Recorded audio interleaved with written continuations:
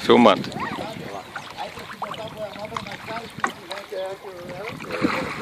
Esse meu aqui tá bom, agora eu furei ele fui pescar e peguei um tartarugão gigante desse tamanho. Aí consegui uma boa. Agora tô lá em casa, deixei ele lá em casa, porque que eu só pra lá mesmo. Bem acostumado.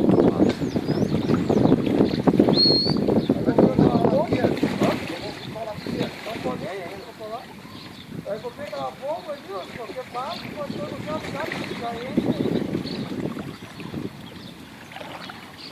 Vou falar ele, vai. Vai falar frio, vai frio. Olha os meus meninos. Então, volta no verão. No verão tomar uns banhos lá no outro lado.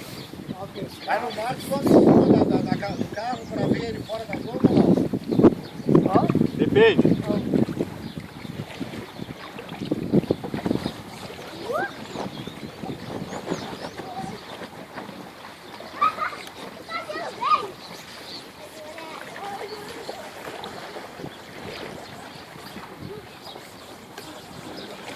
É um grande.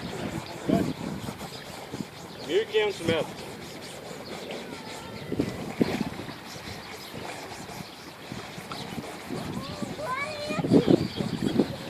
Já calculou a velocidade dele? Já.